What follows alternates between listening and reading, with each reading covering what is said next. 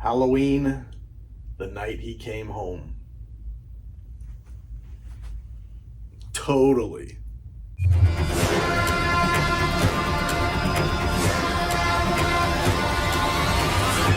Hello everybody, thank you for joining me today. I do truly appreciate it, and if you've watched some of my videos, you'll know that I'm a person who likes to collect movie novelizations for movies that I dig.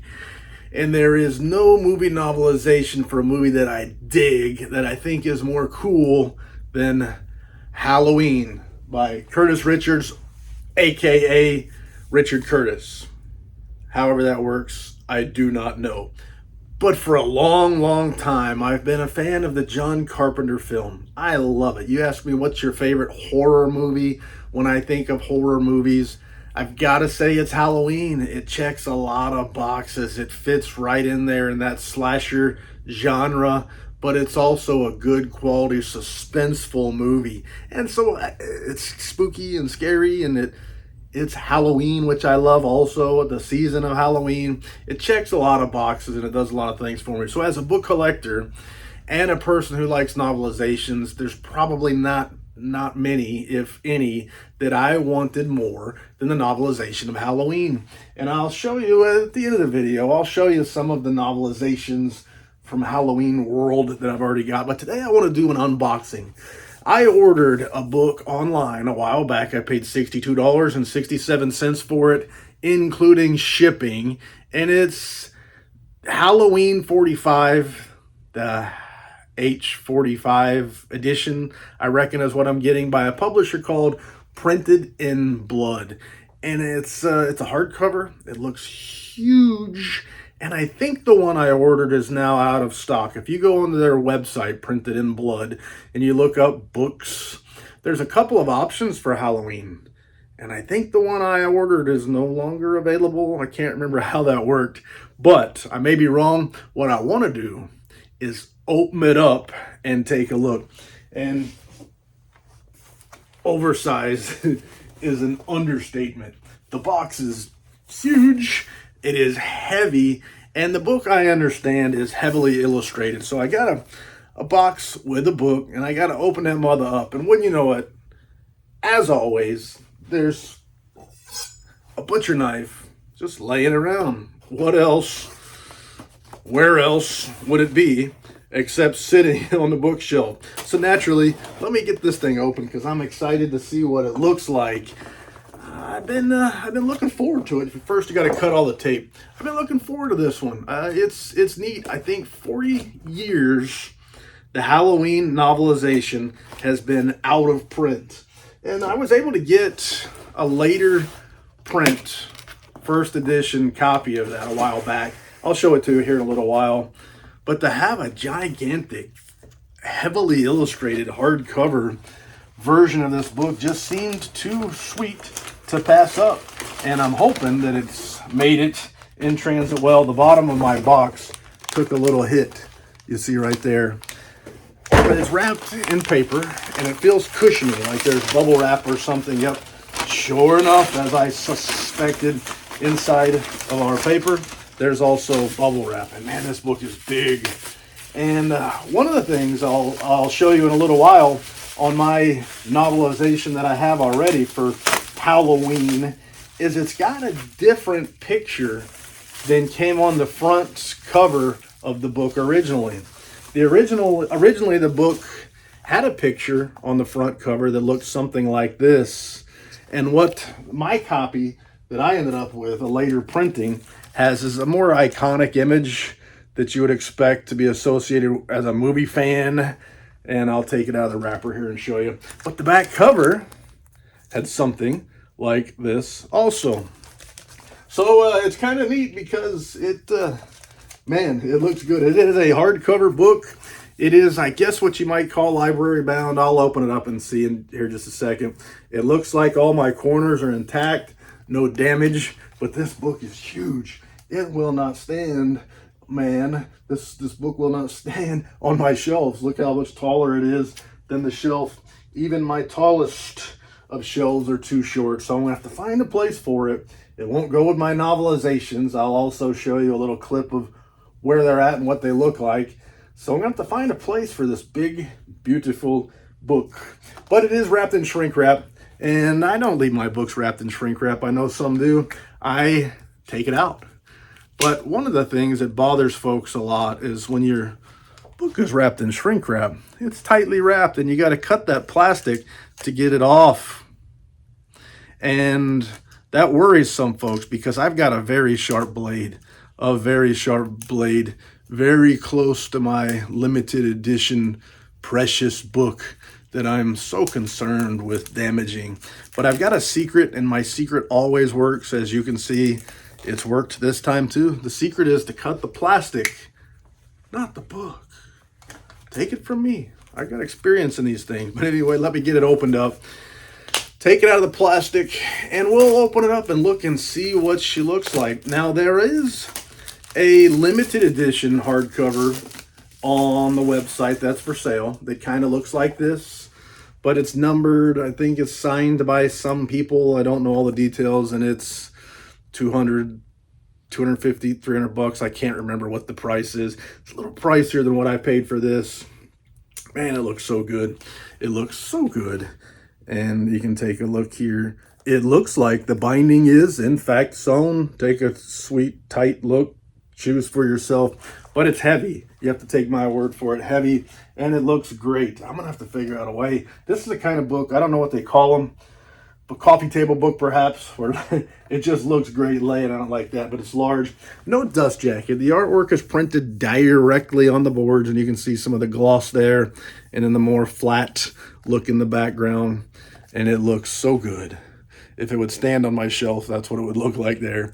And then again, there's the back, which looks like the front of my soft cover edition there. But this book is heavily illustrated. Orlando Mexifunk, that's what it said.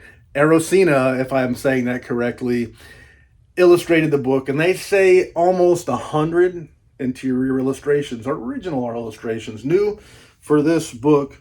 So I'm excited to take a look at it and excited to see what all we got. But let's just open it up and take a look. There's also another edition available on the website that has a very colorful, I don't know what you might call it, picture of Michael Myers' face, original artwork.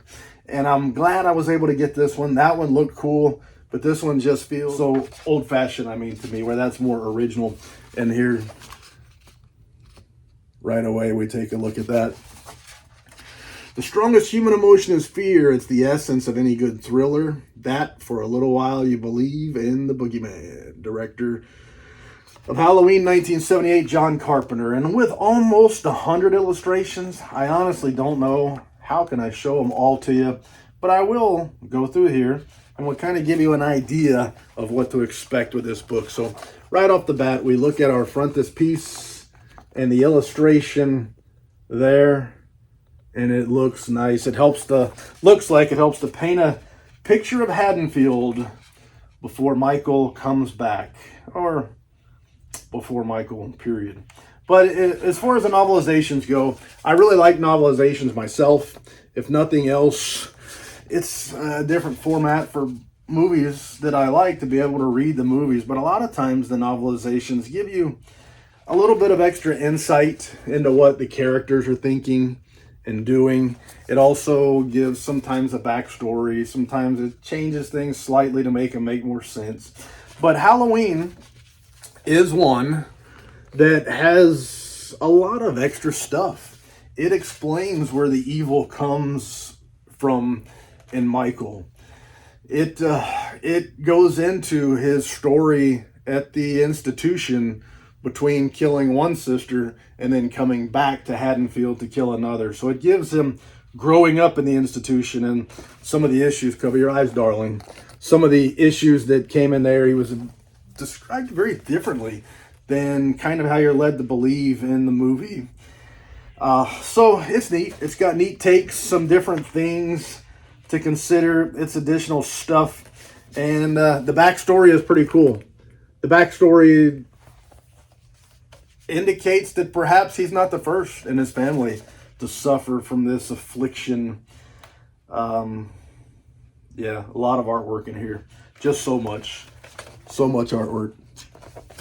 But the novelization is really good. I strongly recommend that you read it. Buy this copy right here and read it. This heavily illustrated copy. It's a relatively short book, but it's one, if you're going to jump into novelizations, it's one that probably feels like it's something that you need, because you're getting extra information. Just showing you some of the illustrations here. You're getting so much different information that's not in the movie. It's not canon. If you watch the later installments of the movie, they go in different directions. There's different storylines, but none of them really, there's a nice picture there. None of them really pick up the additional information in this novelization. It's almost as if nobody ever read it when they went on to make other movies, or if they did, they didn't like what they were reading. There's the house. But anyway, there you can see practically every page has illustrations, and there are a lot of pages in this book. I'm just going to show you a little bit of something. I know that goes drinking a bottle of hooch, entering Haddonfield. Nice. So some of it is very movie-esque, movie-inspired artwork, and that's a cool scene with Michael standing behind the bush. She looks back again, and Michael's gone. So some very cool stuff there. Pure evil. Man, this is a cool edition. The paper is thick and it's glossy. It's shiny. Even the printed page. Again, Michael hiding in the laundry there. Behind the sheet. She looks back and he's gone again. Some really cool images. Glossy pages. So I'm not going to be able to show them all to you, but I will grab some. Man, there's a lot of artwork and it really looks cool. Mexi Funk has hooked us up with all of these interior illustrations. Almost 100, and I think the book in total 224 pages. I think that's what we're looking at here. And there you can see it's dark artwork, but maybe in the center there, I don't know if you can see it. If you can see it on camera, but you can see the center of the sewn binding, which is nice. I love to get a quality sewn binding on my books. But it's a heavy edition. It looks so good. Ooh, some revealing pictures in here too. Let's see, I won't show you them all, but the shiny artwork there. It looks good because it sticks. Some of it is artistic and slightly different, but a lot of it is recreated scenes from the movie, which is nice. So it feels, it's a movie novelization, and it feels that way. They're not trying to get away from the movie. The movie is beloved, and this book is a great supplement, I would say, to the movie. But man, the artwork is cool. Lots and lots of it. I almost hate that I'm skipping over so many of them, but to show you some of the ones that just pop out as I flip through. There's Michael, a more colorful image. But golly, if you haven't ordered already, I'd say get over to their website and check it out. I don't think this exact version is available. I think the other one would be the same. I don't know. I think it's got a different cover, is essentially what we're talking about there. I'm glad I was able to get this one. Michael's costume, glasses and all. Just so much artwork in here. So much to see. Glad I was able to get this book. Nice, that one looks cool. Looks good. And we're almost done here. Oh, I'll show you another. That one looks neat. The reflection in the knife, showing the front of the house. And then don't let me forget, I want to take a look at some of these, show you what I have in terms of Halloween novelizations. All of the rest of these, almost all will be mass market paperback type things, and then a couple that I'll show you that I got from the author of Halloween 4. Let's see if I can find one more to show you. And there's the damaged eye of Michael Myers. Was that the boogeyman? Why, yes. In fact, it was. And that's the final image I think I'll show you. But man, I'm glad to have this in the collection. It's really cool. Now I just got to find a place to put it. Because like I said, It's huge. Let me set that aside for a moment. That's what I came here for. But let me show you some of the other Halloween novelizations that I have. And this would be the original, which that book is based on. And this is a later first edition, first printing. They go for very high, a lot of money in the first prints, and especially in great shape or even higher. So this one's actually a second printing, so it's not late as I was thinking it was. First edition, second printing, and you can see the second printing indicated there. And the first print had this image on the front, and I think this image on the back. But you get what you can get when you can get it, and I didn't want to pay hundreds of dollars for it. At the same time, I think I liked this original, this more movie-esque artwork that was on the front. I say that as more, it was a consolation prize because I got this one a lot cheaper than I think it was worth. And I didn't want to pay what I think most people are willing to pay for the first prints. And then Halloween 2, all of these are tough to come by, and you end up having to pay quite a bit for them. But Halloween 2 novelization, this one is by Jack Martin. And this one here is, I believe, first edition, first print, with no indication of other printings besides the first one there. Halloween 3, the movie that did not feature Michael Myers as the killer. I'll be honest, the first time I watched this movie, I said, what the heck's going on? Jack Martin wrote this novelization. What's going on? This is not Halloween 3. This is a ripoff. Then years and years and years later, I felt like I matured a little bit. I could get over the fact that it didn't have Michael Myers, and this would be the first print. It says Printing History Jove Edition, October 1982 right there. I felt like I could get over the fact that maybe it doesn't have, that since it doesn't have Michael Myers, maybe it could still be a good movie. I went back and I watched it, and I did. I enjoyed it. Halloween 4, I don't have the original mass market paperback of Halloween 4.